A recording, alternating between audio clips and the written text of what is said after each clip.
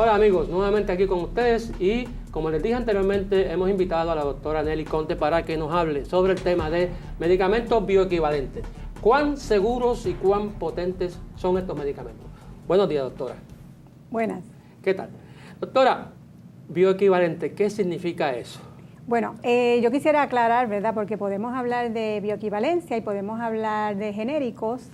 Cuando decimos bioequivalente, porque vamos a estar mirando ese medicamento en su comportamiento cuando la persona se toma ese medicamento, cómo es que se absorbe, cómo es que circula por la sangre, llega al lugar donde va a actuar y ver si en efecto produce eso que terapéuticamente nosotros deseamos que ocurra en el paciente. Así que cuando decimos si un medicamento es bioequivalente o no, es porque vamos a observar en el cuerpo de la persona, ¿verdad?, cómo es que se absorbe y cómo es que tiene su efecto.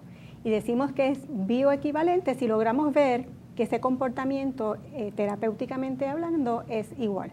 O sea que estamos hablando de un medicamento que es igual al medicamento de marca, solo que ya el medicamento de marca perdió por decirlo así, su marca, su patente. Y entonces ya se le permite que se fabrique a un menor costo. Correcto, pero claro, yo puedo ser un fabricante y no cumplir con el estándar de lo que quiere la FDA, ¿verdad?, la Food and Drug Administration, para ser considerado un producto bioequivalente. Yo puedo producir una molécula igual, pero si no se comporta de la manera que espera la FDA para poder decir que es bioequivalente, entonces decimos que es un medicamento genérico, ¿verdad?, lo que nosotros llamamos genérico, pero no necesariamente es un genérico bioequivalente. O sea que podemos tener medicamentos que son genéricos, medicamentos bioequivalentes y medicamentos de marca, pero no todos los medicamentos genéricos son medicamentos bioequivalentes. Correcto. Eso quiero que el público entienda, de que eso es bien importante que lo entiendan, porque el medicamento genérico que no es bioequivalente no va a llevar a cabo el mismo efecto que el medicamento genérico que es bioequivalente. Y cuando es bioequivalente quiere decir que debe ser la misma ruta. Exacto, o sea, cuando hablamos de un medicamento bioequivalente, lo que se espera es, ¿verdad?, el mismo químico, ¿verdad?, la misma molécula química para el mismo propósito, en los mismos miligramos. Lo que va a cambiar a lo mejor es lo que llamamos los excipientes, que viene siendo pues lo que se usa para mezclar, ¿verdad?, y formar la tableta, la cápsula, el líquido. Pero el ingrediente activo, ese va a ser igual.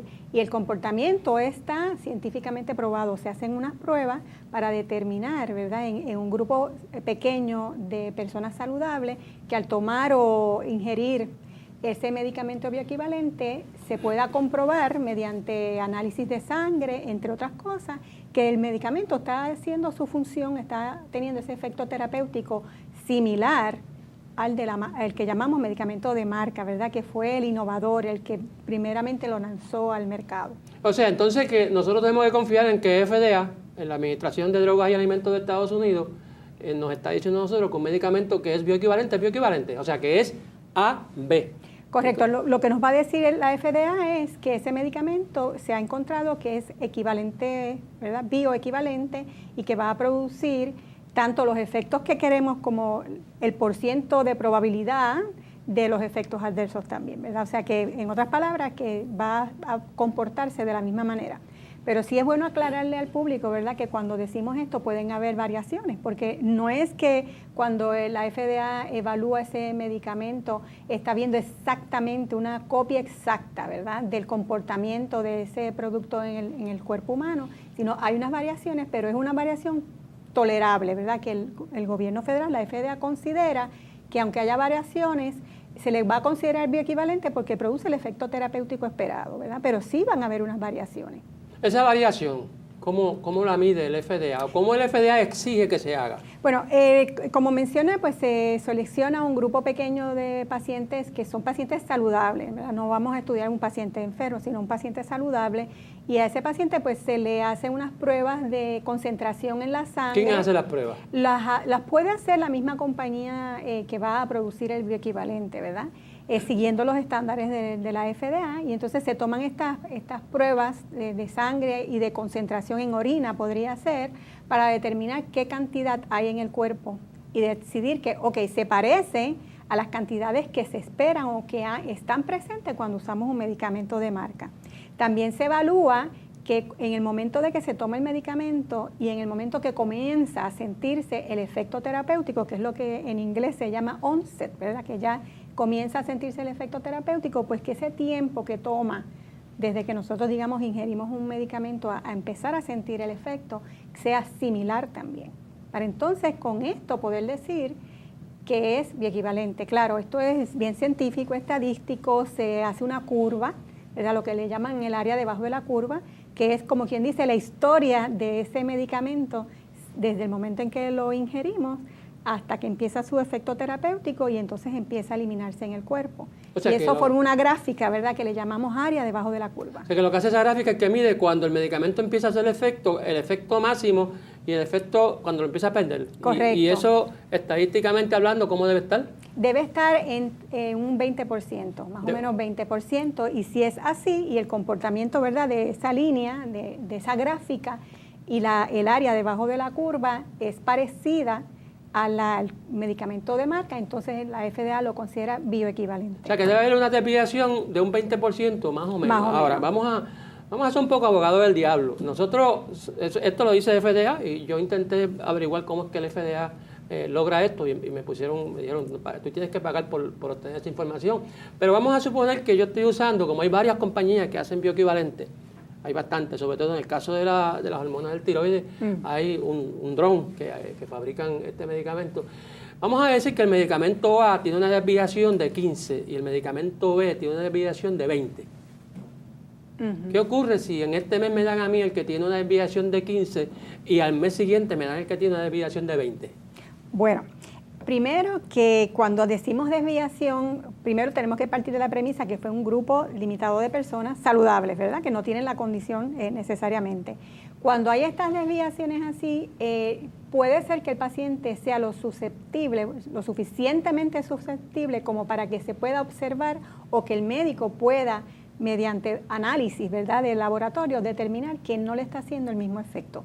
Eso puede suceder porque va a depender del paciente, o sea, cada paciente es un mundo y la respuesta puede variar. Inclusive hay pacientes que utilizando la misma, su respuesta cambia a través del tiempo, siempre usando el mismo medicamento bioequivalente. Correcto. O sea que quizás lo que sucede cuando añadimos a la terapia del paciente un medicamento bioequivalente es que el médico tiene entonces que recordar que puede haber una variación, pero es una variación que el médico puede observar y ajustar.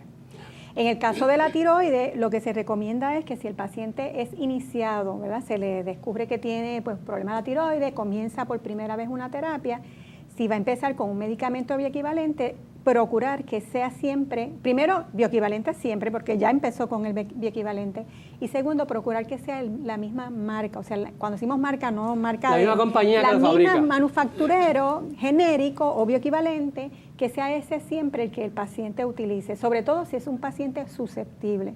Hay pacientes que no son susceptibles y de mes a mes a lo mejor pues hubo que hacerle compró o fue a una farmacia distinta que tiene a lo mejor un fabricante distinto y no notan ningún cambio. Sin embargo, otros son susceptibles y en ese caso pues hay que vigilar más de cerca la respuesta de ese paciente. El color de la pastilla. ¿Hace alguna diferencia? No, realmente no, a menos que sea una persona alérgica al colorante que hayan usado. Porque le digo a los pacientes, dicen, doctor, pero me dieron una pastilla de otro color. No me dieron la misma pastilla. Sí, lo que pasa es que dependiendo del fabricante puede ser que haya un cambio de color. Lo ideal sería que todos los medicamentos, todas las tabletas, todos los líquidos fueran blancos, transparentes, que no tuvieran ningún tipo de tinte, porque para ayudar a esas personas que son susceptibles a los colorantes. Pero por otro lado necesitamos distinguir los medicamentos y a pesar de que ha habido un esfuerzo porque todos los bioequivalentes sean de un solo color, pues realmente es difícil porque eso nos ayuda a distinguir, ¿verdad?, un medicamento del otro. Sí, en el caso de la levotirosina, que es el que usamos para tratar el hipotiroidismo, pues sí, blanco es 50 microgramos. Y en ese caso, exacto, y el bioequivalente trata de hacer lo mismo, trata de utilizar el mismo tono de acuerdo a los microgramos que tenga esa pastilla, y entonces eso ayuda también al paciente. Pero sin embargo, en el caso de la levotirosina se reconoce que el medicamento de marca, al igual que ocurre con la warfarina, el medicamento de marca no es bioequivalente, el otro no es bioequivalente. Sí, hay medicamentos que tienen lo que llamamos un rango terapéutico estrecho. Exacto. Y vamos a notar unas diferencias significativas. También nos sucede con algunos medicamentos para el corazón. Y en ese caso, pues lo ideal sería que el paciente utilizara el medicamento de marca porque es donde se hicieron los estudios y donde se determinó la dosis óptima para el paciente, ¿verdad? Cuando se determinó la dosis óptima fue con el medicamento de marca. Lamentablemente estamos viviendo un mundo con un problema económico en términos de salud muy grande, ¿verdad? Hay una estrechez en lo que es la provisión de servicios de salud y no está tampoco exento el uso de los medicamentos y pues los planes médicos propician que se utilice el medicamento bioequivalente y entonces pues ya aquí tenemos que lidiar con esto, a pesar de que sabemos que lo ideal sería que el paciente utilizara el de marca. Y los planes médicos están esgrimiendo algo que a mí me resulta un poquito difícil de aceptar, es que le suben el deducible al medicamento de marca para que el paciente se vea obligado a utilizar el medicamento genérico, pero de eso seguiremos hablando luego de la siguiente pausa.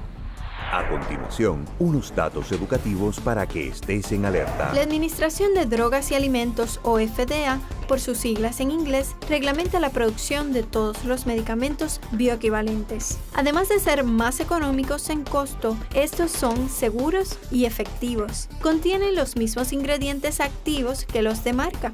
Trabajan de igual manera en el cuerpo para producir el mismo efecto que un medicamento de marca y son idénticos en su forma de presentación, potencia, formas de dosificación y vías de administración, sin embargo pueden variar en color y forma, y todos se administran de la misma forma. Alerta Diabetes, porque estar en alerta significa estar en control y vivir mejor. Alerta Diabetes llega a ustedes en parte gracias a una contribución educativa de Lilly USA LLC. Para mayor información relacionada a fondos educativos de Lilly, visite la página www.lillygrandoffice.com.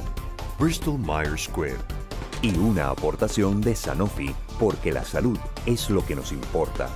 En una producción de Jam Media Producers para el Center for Diabetes Control